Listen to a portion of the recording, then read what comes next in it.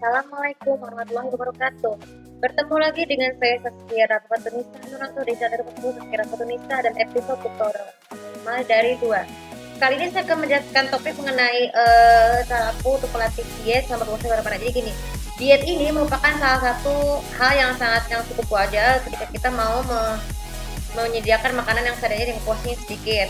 Jadi sebenarnya tujuan diet sama berpuasa di bulan Ramadan itu adalah supaya kita tidak tergantung dengan makanan minum yang telah disediakan untuk persiapan berbuka maupun sahur. Diet ini biasanya kita lakukan setiap hari sama bulan Ramadan itu dari subuh sampai maghrib. Ya iyalah kan namanya juga berpuasa itu kan harus nahan lapar dan haus, jadi tidak boleh makan dan minum ya. Nah, jadi diet ini juga selain untuk dari ketergantungan makanan, juga melatih membuat berat badan kita itu menurun secara normal. Dan bisa tadinya 50 jadi 45 kg, dan juga membuat kita lebih percaya diri dengan berat badan yang ideal. Kemudian yang ketiga, melatih diet ini juga sebenarnya bermanfaat untuk sebagai menolong kita untuk misalnya nih, kalau perut dalam keadaan kosong, kita biasanya kan harus bertahan ya, harus bertahan sampai waktu berbuka puasa. Nah, itu bagaimana cara solusinya? Ya, setiap sahur dan buka itu harus sediakan sedikit kurma supaya supaya kita bisa mampu mengatasi asam lambung ya, mengatasi asam lambung supaya tidak gampang sakit.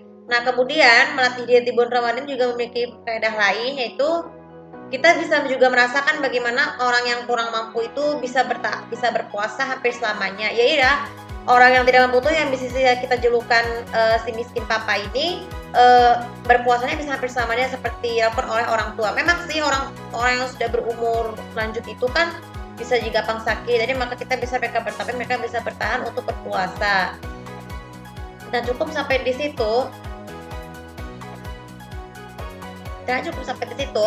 Melatih diet sama berpuasa ini sebenarnya memiliki tujuan utama, yaitu supaya kalau kita melihat orang yang non muslim tidak berpuasa, kita harus berikan saja mereka seperti itu dengan cara jangan ke arah sana ya.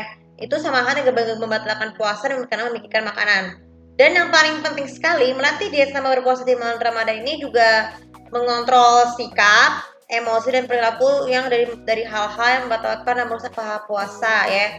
Supaya kalau pada saat kita misalnya nih, kalau kita lagi diet terus tiba-tiba haid, ya wajar aja kalau haid itu kan sesuatu hal yang cukup wajar. Jadi kalau di bulan Ramadan kalau kita lagi haid, nah kita bisa mengambil terpaksa harus makan sesuai dengan kebutuhan porsi kita masing-masing, asalkan jangan makan dan minum di depan orang yang sedang berpuasa. Itu juga mengakibatkan mengakibatkan rasa malu ya, mengakibatkan rasa malu dan kita merasa mereka juga nggak ikut berpuasa ya.